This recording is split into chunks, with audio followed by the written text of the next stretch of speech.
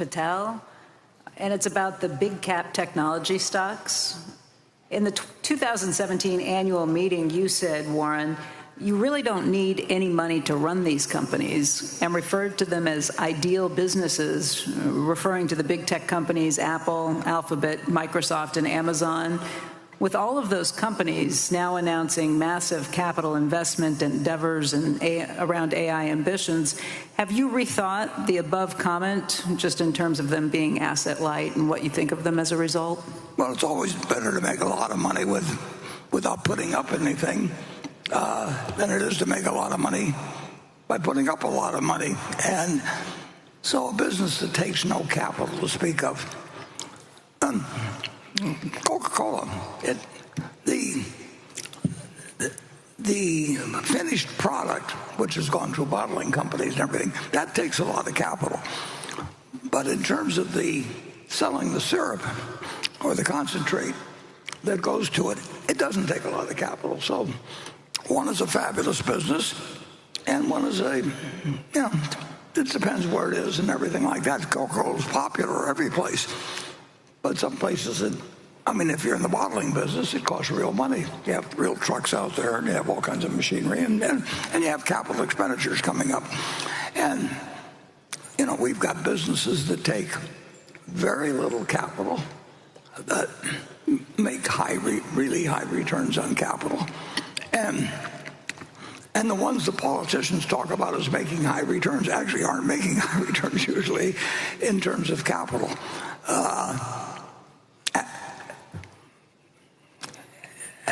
Insurance, property casualty insurance, is kind of a rare business because you need capital as a guarantee fund that you will keep your promises, but you can use it to buy other low intensive capital businesses. You can buy you can buy Apple and have it support that business. So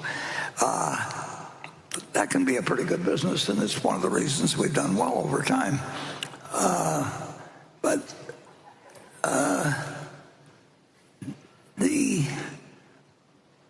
It'll be interesting to see how much capital intensity certainly there's more capital intensity going on with the Magnificent Seven than there was a few years ago. Basically Apple has not really needed any capital over the years, and it's repurchased shares that a dramatic amount of reduction. Whether that world is the same in the future or not is something. Hollywood's answer was always to get their money from other people to put up the capital. A lot of people have gotten very rich in the country by essentially figuring out how to get others to put up the capital.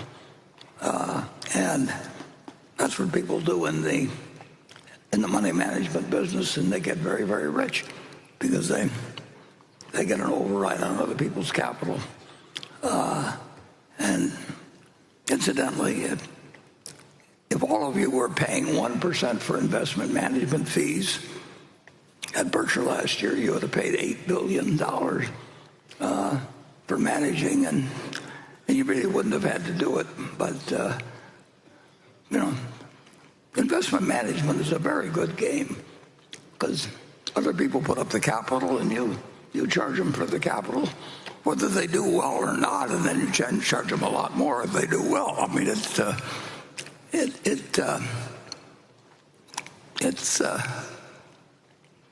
a well-designed business for the people who practice it, and who can blame them? That is capitalism. But and I saw that in operation when I was working at Solomon, but I didn't need to see it. I knew what existed anyway. The trick in life is to get somebody else's capital and get an override on it. Charlie and I decided it wasn't too elegant a business after a while, but we were not criticizing the efficacy of it. It just didn't appeal to us after a while. I did it for 12 years, though, or something like that. Not really. The one difference that Charlie and I did from other people. We put all our own money into it, so we did share the losses with our own capital, but we got an override on other people's capital, and that's been, people have made advances where they get the override on other people's capital without putting up any of their own capital to speak of, and that's a very good business, but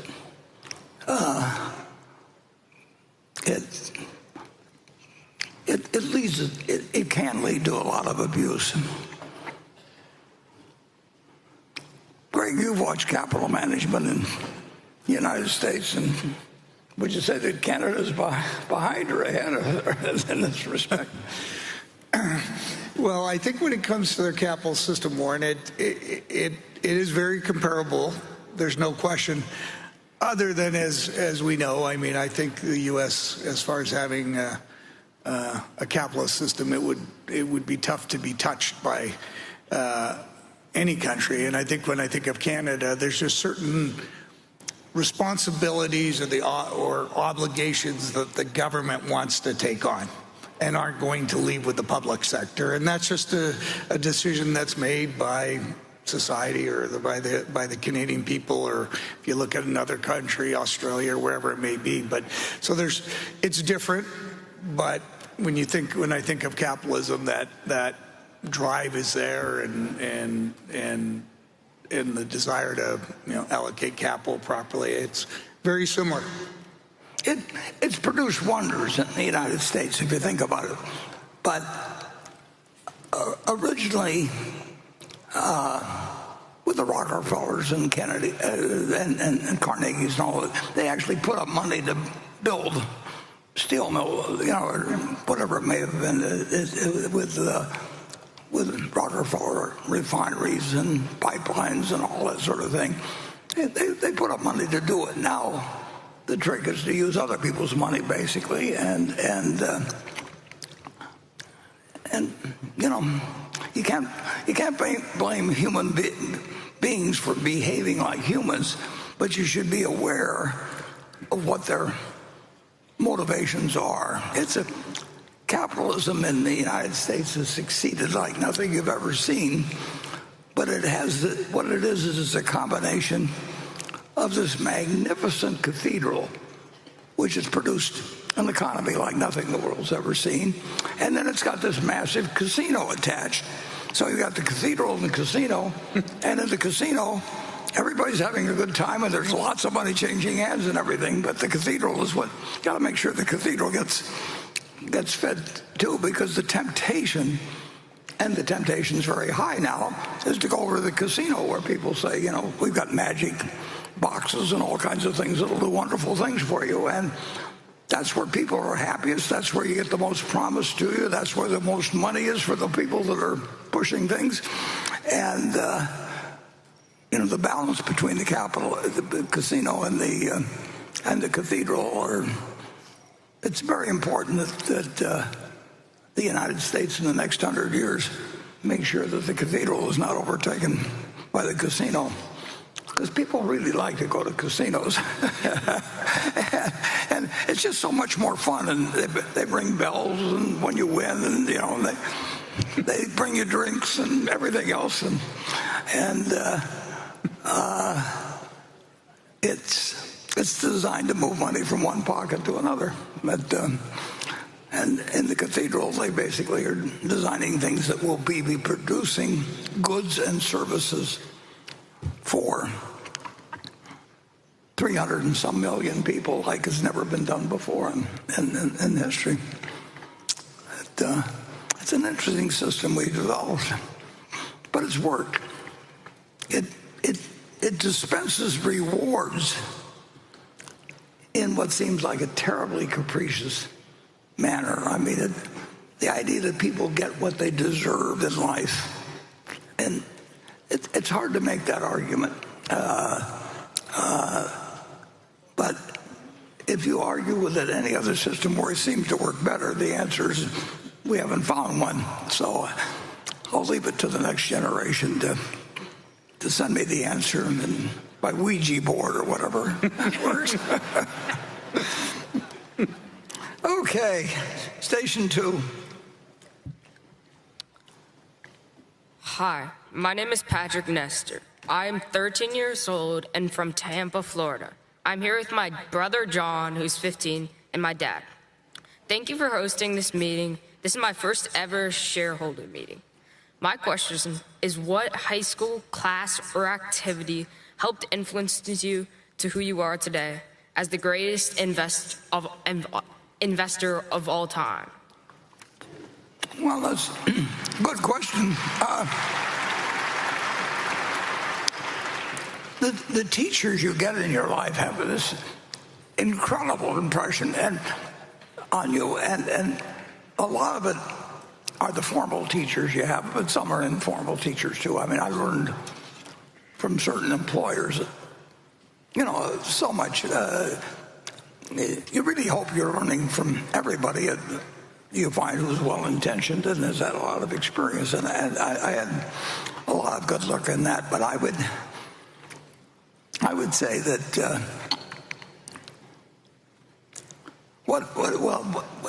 where I was really lucky was my dad was in the investment business. So I would go down on Saturday and I'd wait for him to go to lunch with, and I'd read the books that were around there that nobody else ever read. And they talked to me, numbers talked to me. I could never get my fill of them, and then I discovered the public library, and I read every book there was on investments, literally, in the Omaha Public Library at 19th and Harney. And,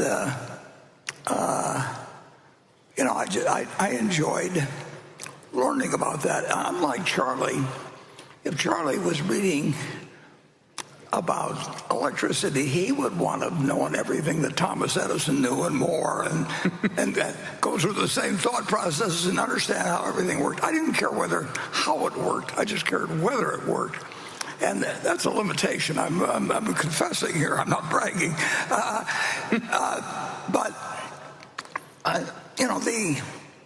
As Charlie would say, I mean, people would always say, if you could only have lunch with one person living or dead, who would it be? And Charlie said, I've already had lunch with all of them because I've read all their books, basically. And he really did it.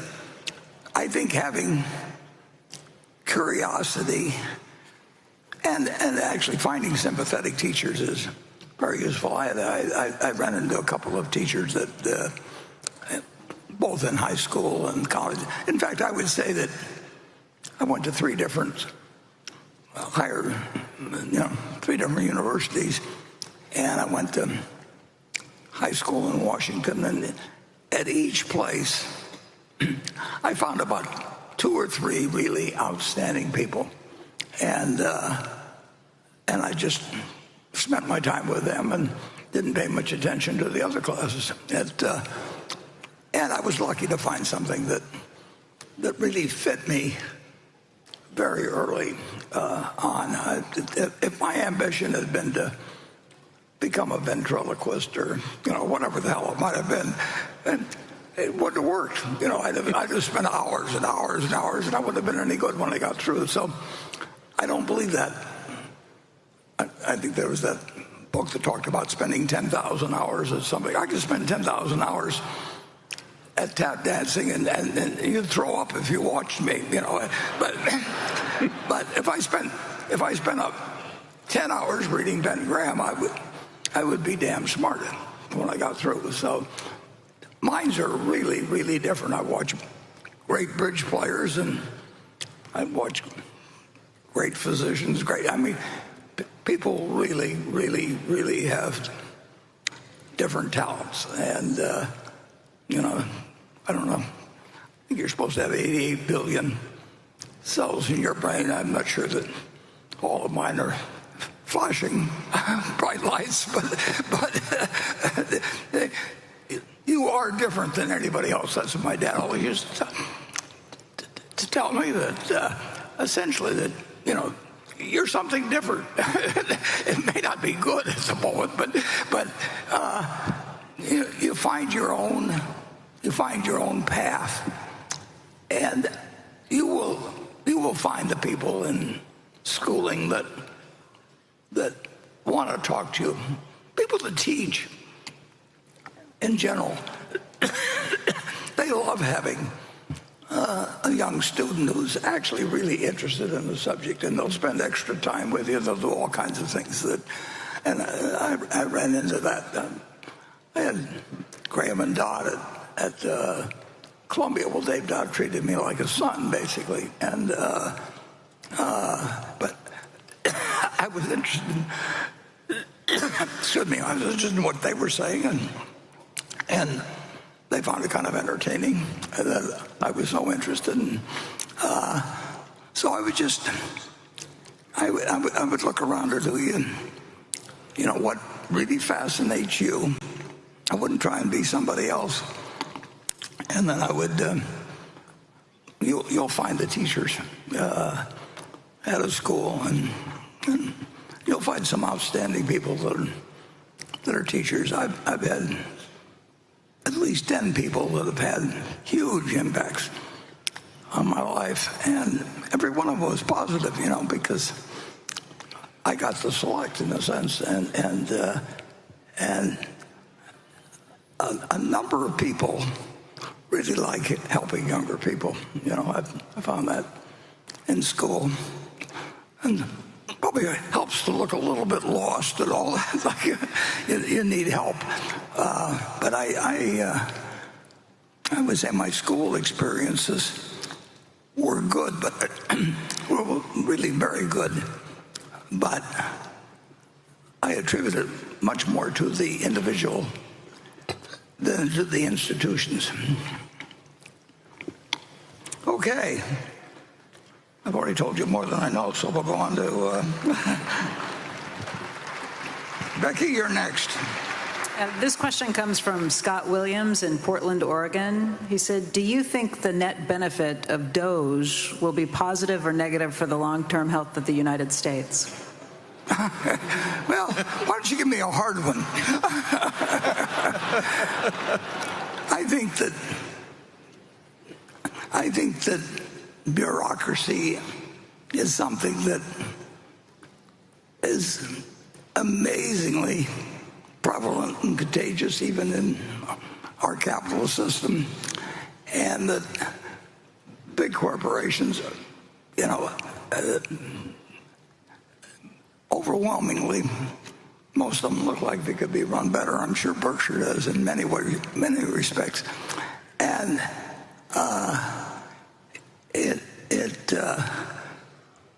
you know, and government is the ultimate. So it really doesn't have any checks on it, and that's why it scares you to some extent about what the future of the currency will be, because they can print currency, and if you have people that get elected by promising people things, and that doesn't mean that they aren't sincere about all kinds of items, but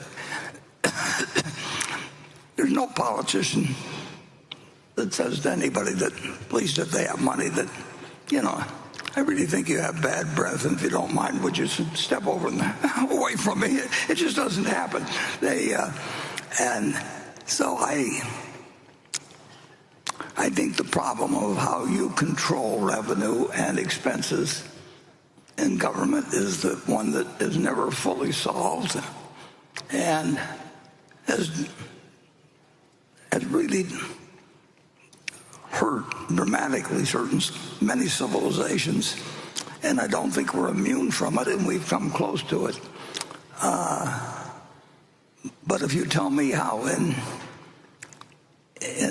a democracy you go in and really change things, you know, we're operating at a fiscal deficit now that is unsustainable over a very long period of time. We don't know whether that means 2 years or 20 years, because there's never been a country like the United States. But you know that if something can't go on forever, it will end, to quote Herbert Stein, a famous economist. And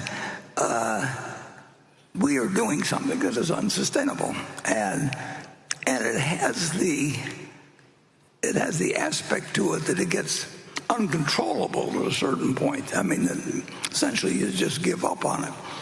And Paul Volcker, kept that from happening in the United States. But we came close. We've come close multiple times. And, we've still had very substantial inflation in the United States, but it's never been runaway yet. And that's not something you want to try and experiment with because it feeds on itself. So I wouldn't want the job of trying to correct what's going on in revenue and expenditures of the United States with roughly a 7% gap, when probably a 3% gap is sustainable. And then the further away you get from that, the more you get to where the uncontrollable begins. And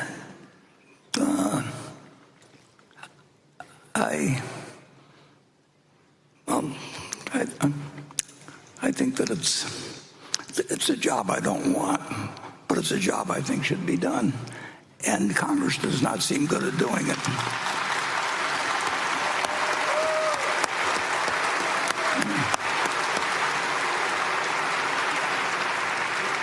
Well, it sounds like you should quit while I'm ahead.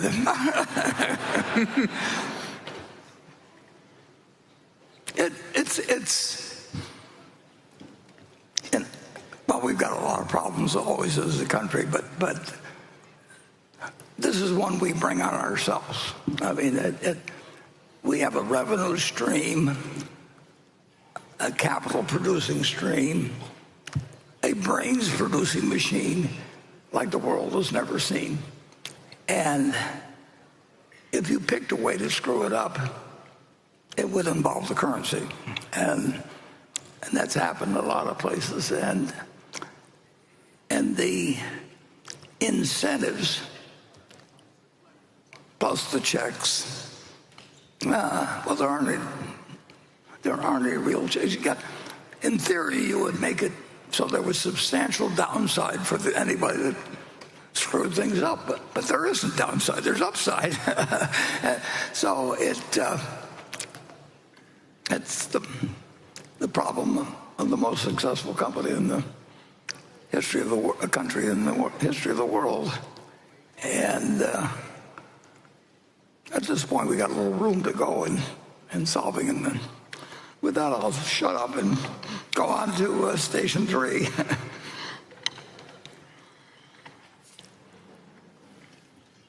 Hello, Mr. Buffett. My name is Saskia from Gifhorn, Germany. And first of all, I want to thank you because you made such a great impact in my life and the people I love. And that's priceless. Well, thank you.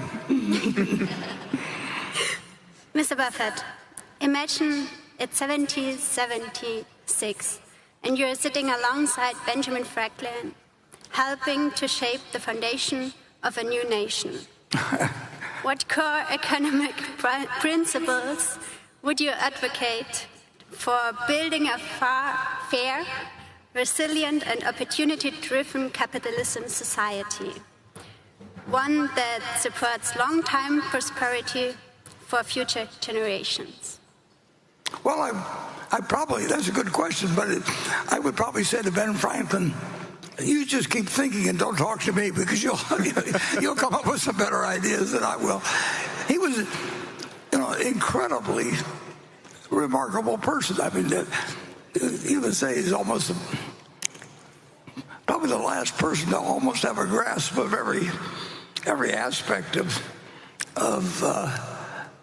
activity in the country.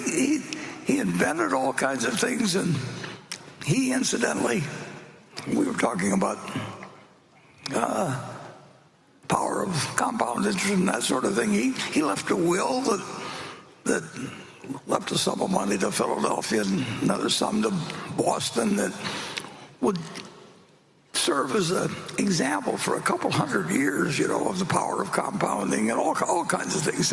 I mean, he was so far ahead of his time that the best thing I could do if I was under that tree with him was to get out of his way and let him just keep thinking.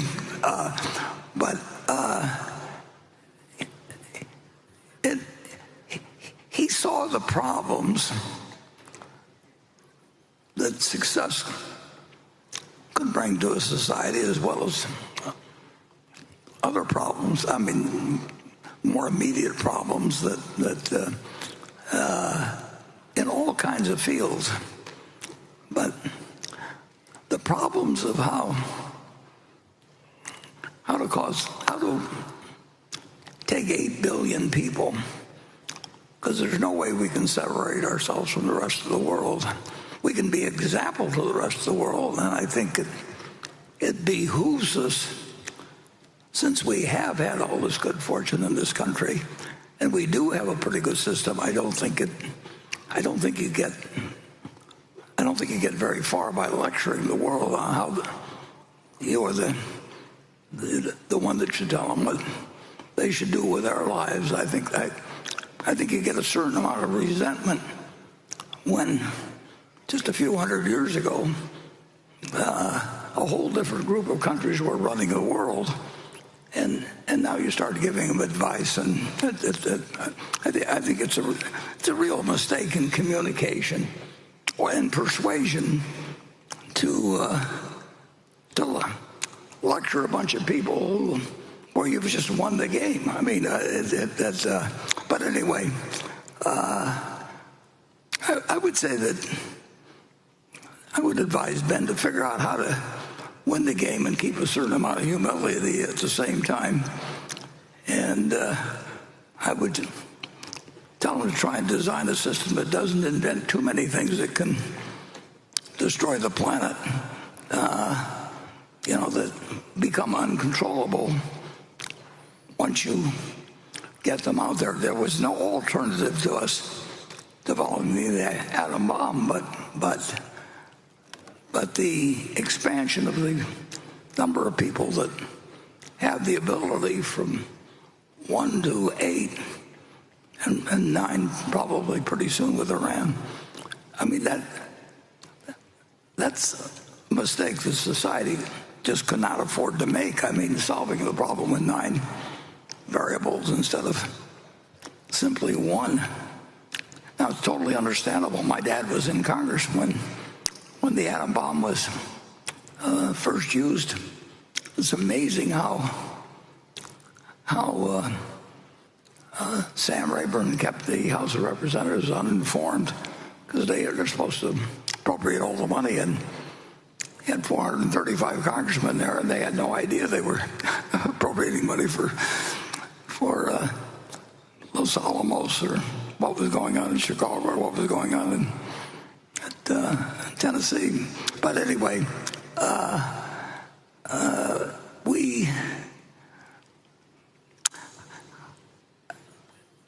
we do have a society that is far beyond anything that Ben Franklin dreamt of. It's achieved some of it's moving toward, in the right direction, toward solving some problems where we made kind of broad declarations about all men being created equal and et cetera. And then we did some of the things we did. But generally speaking, we've moved in the right direction. But we face problems that I don't know how Ben Franklin would attack the problem of what you do once you get weapons of mass destruction in many hands, and when you essentially look at the world as something where there are winners and losers, and that the winners are, humiliate the losers and do all kinds of things. But I'll let the people that are a lot younger figure out the answers on that. But it's still the most wonderful. There's never been anything you could dream like what has happened in the United States. So we still, it's the best place and the best time to be alive by miles in history. Just think of a couple hundred years ago and somebody, yanking out a few of your teeth and pouring whiskey down you and and subsistence and particularly in this Midwest. Just imagine waiting till the Missouri froze over every year just to see whether you can get your wagon across and maybe have a pregnant woman in the back. It's just amazing what has happened of a positive nature during my lifetime. And then the question is how do you keep it and how do you improve it? And I do think that fundamental to all of it, though, is having a currency that does not get debased. What that does to the stability of a society where all the people that trust their government get screwed and all the people that figure out ways to profit off of it become rich or richer.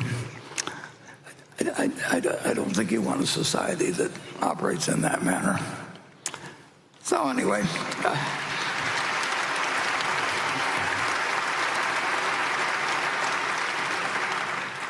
let's see, that was section 3. So we're going to Becky, is that right? Yep. That's right. Greg, this question's for you. It comes from a shareholder named Jay Milroy, who writes, Mr. Buffett has a hands-off approach to managing the operating subsidiaries. How would you describe your approach? Better.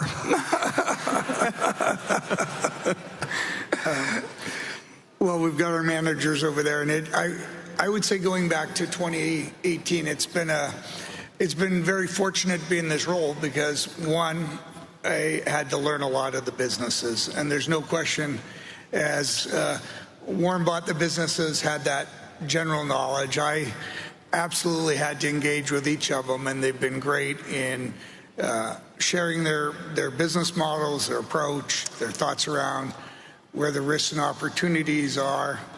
And I think as we went through that, there's no question I had questions and wanted to engage with them. And Warren talks about the curiosity being important as you go through things. That would be my style, to have questions and comments around their business, their frameworks. At the same time, they have great businesses and they run them very autonomously, and that remains in place. But if there's opportunities to see where maybe you've seen something in another business or an opportunity I may see in their industry, we're going to discuss it and see if that's something we should pursue or are we properly addressing the risk. And I found all our managers to be absolutely engaging on that and want to have those dialogues. And I'd say that's a reflection of my approach. I'd also say that when you think of our managers, again, very autonomous. They run their businesses. They know it better than I ever will.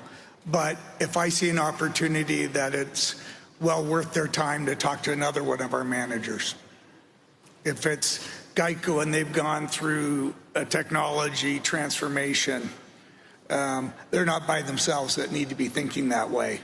We want to make sure the right folks are talking and figuring out how we can benefit from the prior experiences. So it's, I would say, more active, but hopefully in a very positive way. And we got an exceptional group, so it's worked out exceptionally well as I've gone through that period of time. It's working way better with Greg than with me because, I didn't want to work as hard as he works, and I could get away with it because we've got a basically good business, very good business, and I wasn't in danger of you firing me by virtue of ownership and the fact that we would do pretty well. But the fact that you can do pretty well doesn't mean you couldn't do better, and Greg can do better at many things many people want to be managed, need help in being managed. Some don't. Some you just leave alone.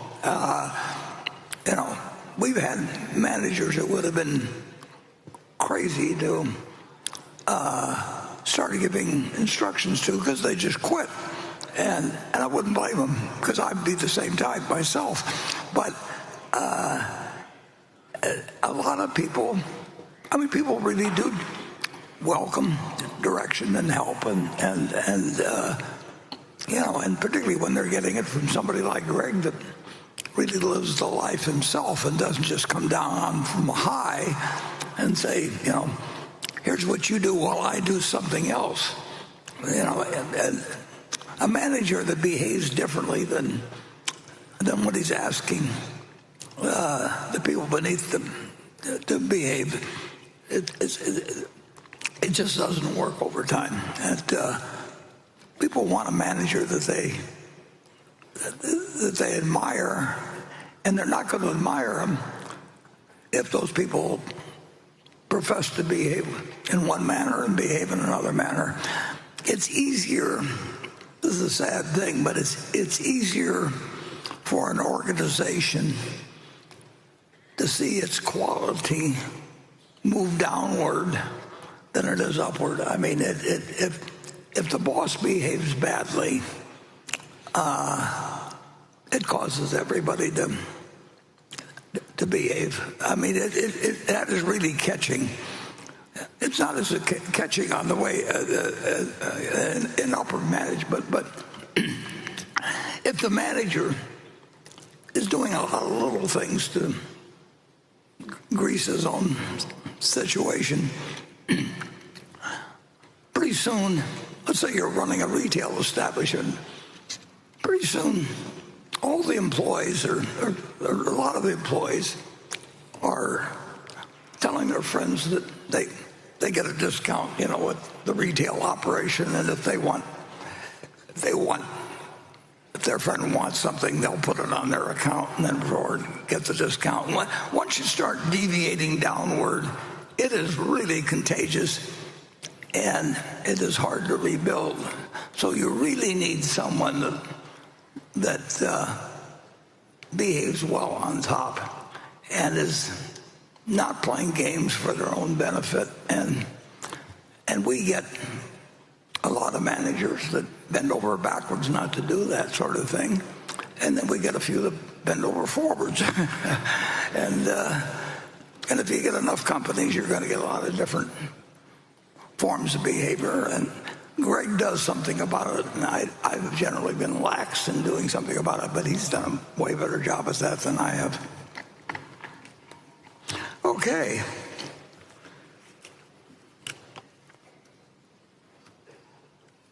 Station 4. Hello, Mr. Buffett and Mr. Abel. My name is Kansas Lohmeyer. I am a junior at Elkhorn South High School and was born and raised in Omaha. My question is directed to Greg Abel. Berkshire Hathaway is the second largest utility provider in the United States, and a 2025 Reuters investigation found that coal fleet is the dirtiest in the nation. There is currently no concrete plans to retire coal and fully transition to renewable energy. I'm 17 years old. Considering that, what do you have to say to young people like me who will live with the consequences of climate change caused by companies like Berkshire?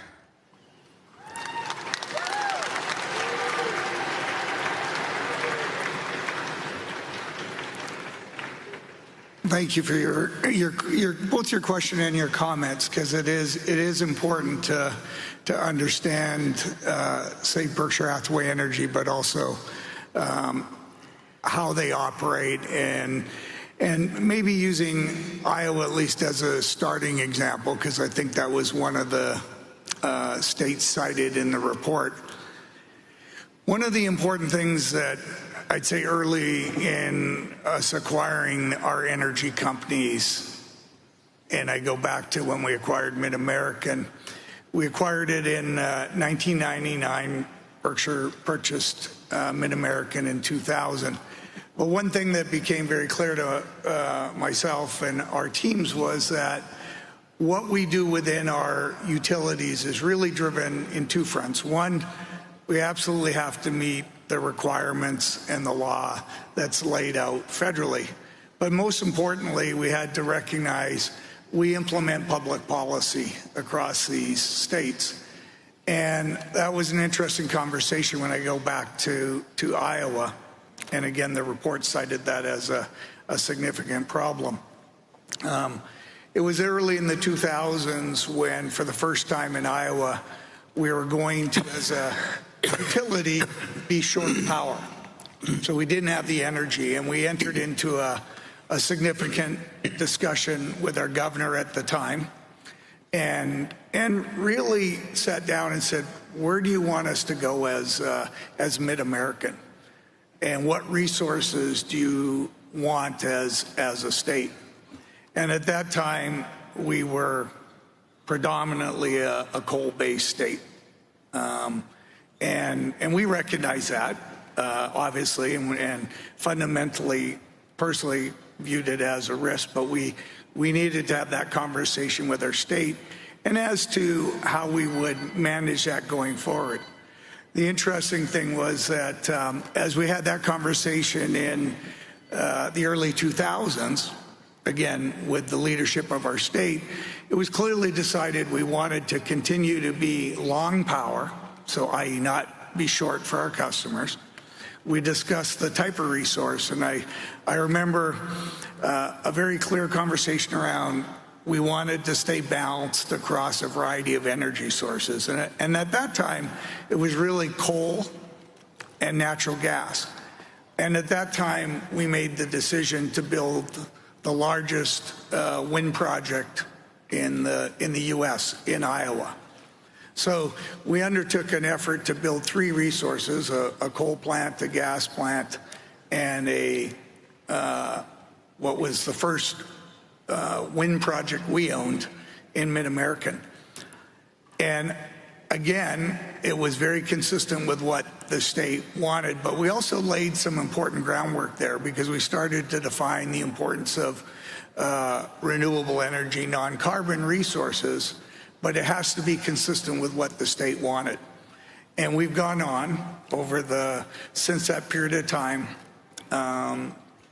to deploy $16 billion into Iowa associated with renewable energy. Again, very consistent with what our state wanted us to do, i.e. the underlying policy. We don't get to make that decision and just spend $16 billion. It's done in conjunction with our governors, our legislatures, our regulators. And at the same time, we've had the opportunity to retire 5 of the 10 coal units. Now, as the report highlighted, I understand people would like those other 5 coal units retired at this time. But to think we deployed $16 billion to retire 5, and it's a very good outcome for our customers. We've been able to maintain our rates. They're some of the lowest in the country. So it's been done very efficiently. But the reality is we still need those 5 coal units to keep the system stable. We cannot have a Spain-Portugal situation.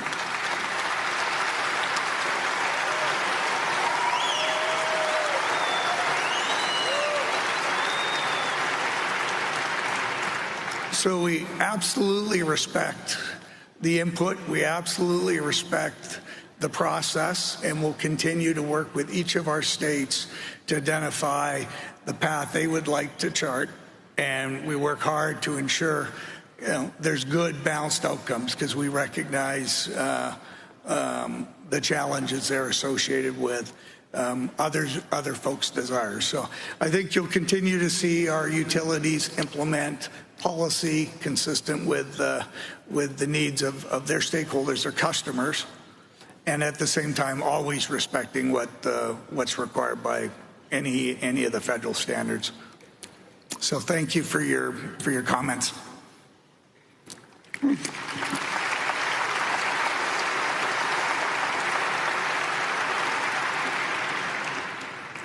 Okay, 31. Let's see. Becky. This question comes from Billy DeRoss.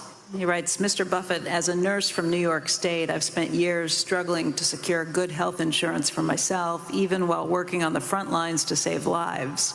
In New York, accessing insurance means navigating a confusing state-run system that feels like it's designed to overwhelm. I'm curious, what ultimately led to the end of your healthcare venture with JP Morgan and Amazon? And given your commitment to value and long-term thinking, would you ever consider taking another look at health insurance reform in the U.S.? Yeah, we're spending close. It's hard to get the precise figure, but close to 20% of GDP on health. And if you go back to 1960, there were a number of countries that were each spending around 5%. And then the lines began to diverge dramatically. But the mathematical fact that there are only 100 percentage points in the equation didn't change. So we tried that experiment with JP Morgan and Amazon, and we had three people that didn't think they knew the answer, but thought that, in my case, I used the term that it was a tapeworm in the economy, and we also found out that the tapeworm was alive in every part of the country. I mean, the hospitals liked it. The hospitals had prominent people who worked with people. People generally liked their doctor, but didn't like the system. I mean, all kinds of things. But in the end, J.P. Morgan and Amazon and Berkshire were not going to have any effect on changing that 20%. Now, that 20%, there are only 100 percentage points available, and when other countries spend 6 or 7% and perhaps use our system to their advantage, which is also very true. That is an enormous percentage of an economy, and we simply, it was too entrenched to really do much in the way of change. And we spent some money on it, and we did some work, and we learned a good bit about our own systems. And we saw the degree to which the present system was ingrained in so many people's, whether the healthcare providers or whether everybody, and these aren't evil people. I mean, they're just going about something and trying to save lives. But we found that whether it was in Canada or France or Britain or wherever it might be, that if you looked at our costs, that they were just far higher, and to some extent we were subsidizing the rest of the world, and people would come to the United States to do the really unusual or challenging aspects of health in terms of operations and that sort of thing. But we made no progress. And there comes a point where, the government's, it's so involved in the situation, and health is so important to everybody. And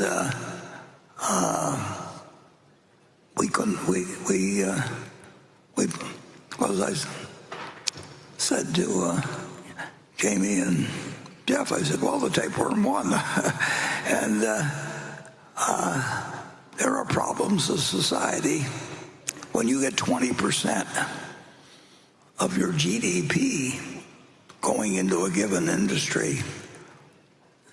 The degree of enthusiasm for changing that industry, the political power that the industry will have. And that doesn't mean they're evil.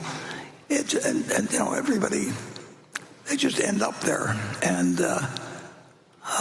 so I don't know we came to the conclusion we didn't know the answer, three of us. And we had the money to do it.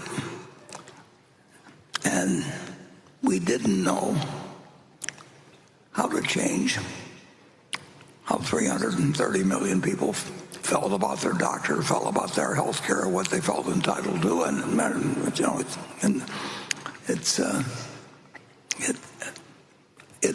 It won't change by itself. And government is the only one that can change it.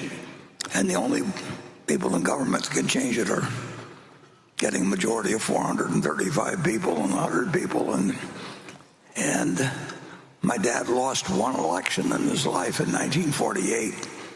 And he was a very strong Republican. And in 1950, he went back and beat the guy that beat him in 1948, and he got the doctors behind him. And he did they're very well, and they believe 100% in what they're doing. They're helping people every day. And during the pandemic, the sacrifices made by people save other people, just incredible.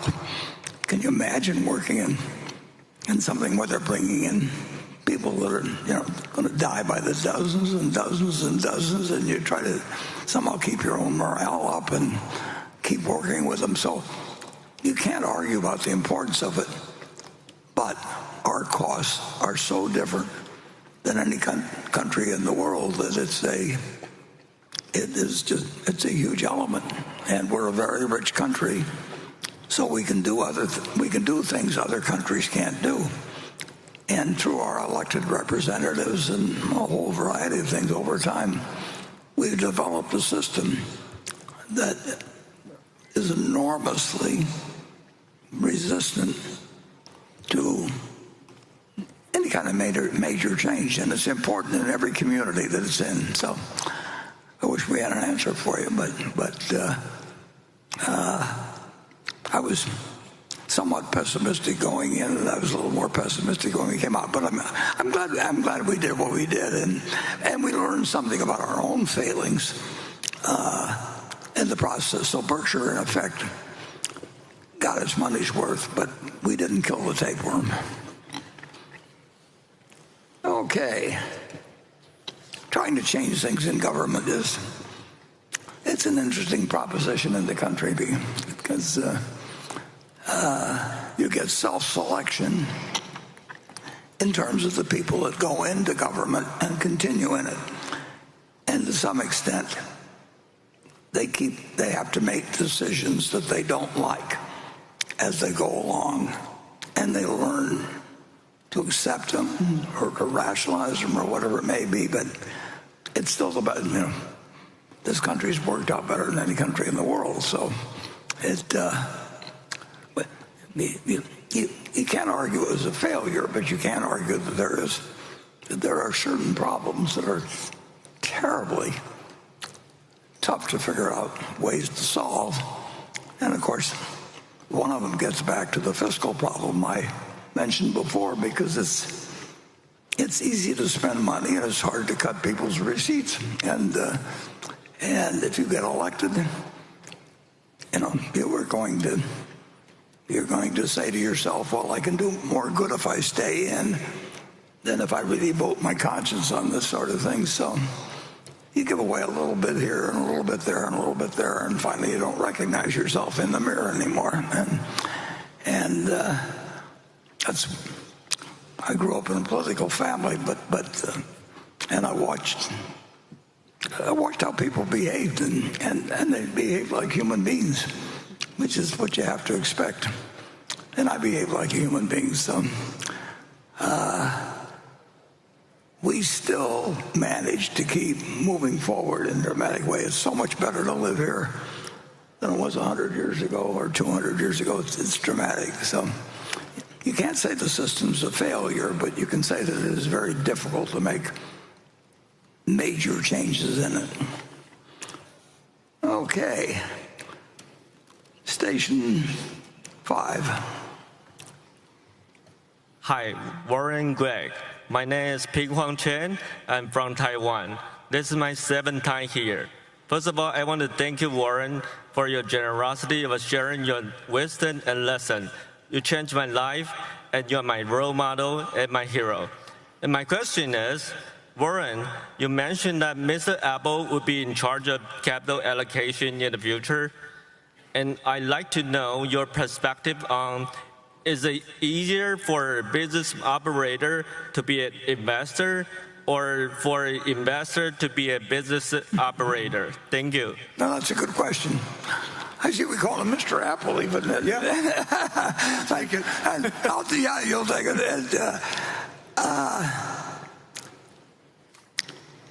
It's a lot tougher to be an operator. I mean, it's easier to sit in a room like I do and play around with money. It's just an easier life. That doesn't mean it's a more admirable life. It doesn't. But it's been actually been a pleasant life for me, so I don't complain in the least. And I've been able to choose my friends, which has made an enormous difference in my life. I've never had to work for anybody that I really didn't admire. I mean, that's a luxury in life. I had 5 different people I worked for. And, they were fantastic, whether it was the manager of the local Pennies, which is located, it used to be located a couple miles from here, and newspaper managers, everything. I have never been really disappointed by any teacher I've had. So, but I would have to admit that I have been able to choose what I do with my day to an extraordinary degree compared to be a business operator. And in many cases, I wouldn't like to compete to be a top-notch business operator in terms of some of the behavior that might be forced upon me. I am the master. I mean, I've found myself in this position where I can run the kind of company I want to run, and that's an extraordinary luxury. And with that, I should say that I'm getting a section that says 5-minute warning, exclamation point, 5-minute warning, exclamation point. So I would now like to turn to a subject that I want to discuss with you a few minutes, and then when I'm through discussing this, I'll let Becky ask me a question or two, which you may want some elaborate the questions that come to you as I make these comments. Tomorrow we're having a board meeting of Berkshire, and we have 11 directors. 2 of the directors, who are my children, Howie and Susie, know of what I'm going to talk about there. The rest of them, this will come as news to. But I think it's the time has arrived where Greg should become the chief executive officer of the company at year end, and I want to spring that on the directors effectively and then give that as my recommendation. Let them have the time to think about what questions or what structures or anything they want, and then as the meeting following that, which will come in a few months, we'll take action on whatever the view is of the 11 directors. I think they'll be unanimously in favor of it. And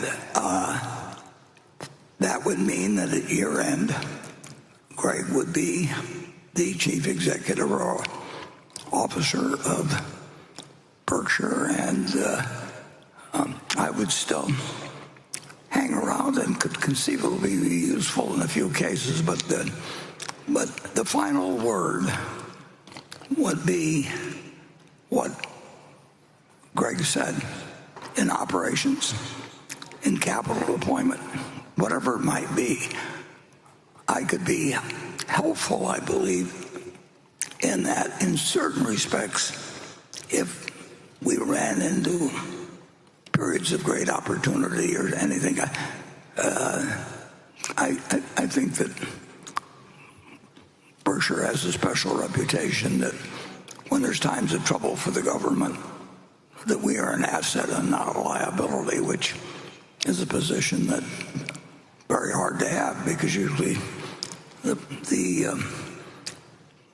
public and government get very negative on business if there's a time like that. But so I think there might be a time when I'd be helpful, but Greg would have the tickets, and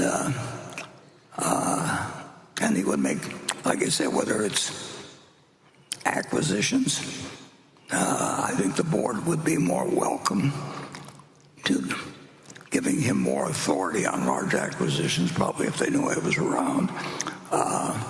But he would be the chief executive, period. And like I say, the plan is to, and Greg doesn't know anything about this until what he's hearing right now, but that, yeah,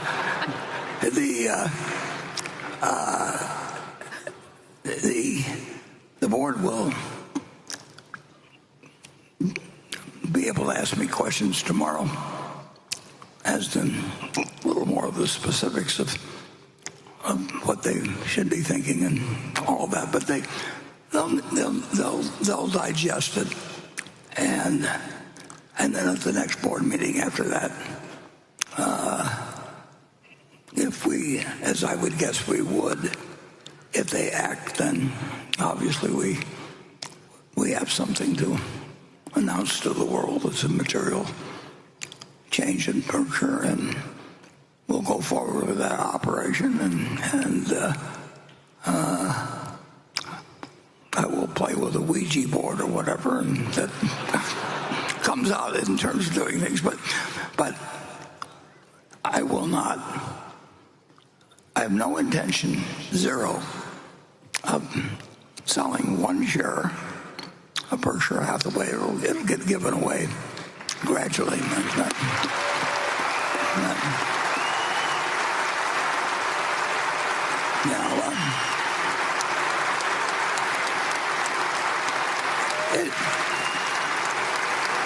It just won't.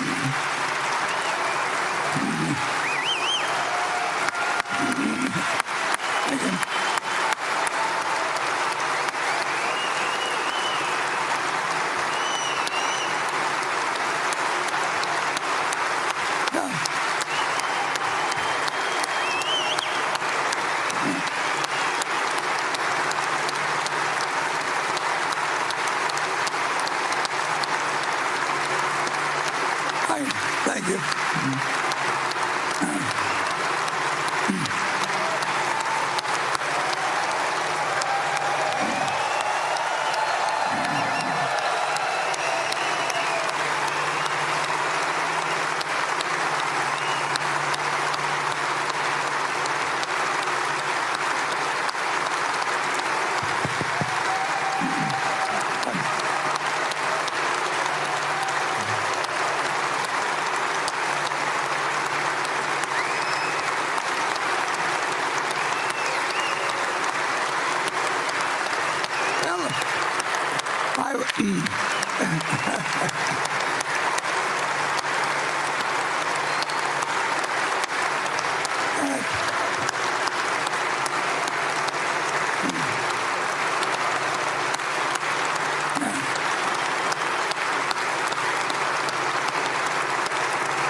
Okay, drink your Coke and calm down.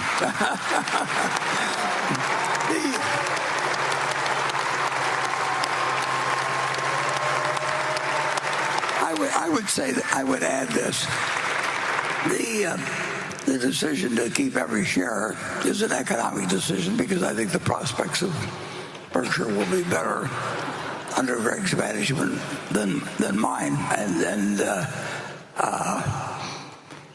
But I will come in and there may come a time when we get a chance to invest a lot of money, and if that time comes, I think it may be helpful with the board, the fact that they know I've got all my money in the company, and that I think it's smart, and I've seen what Greg has done. So that's the news hook for the day, fellow. And thanks for coming.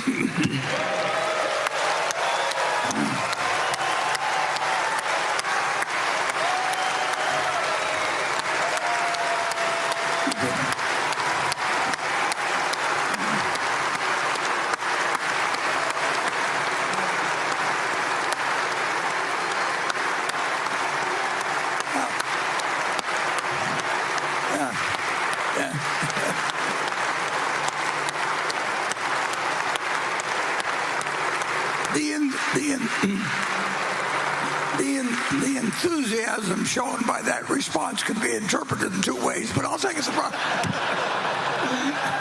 Thank you. Sheriff, sir. Yep.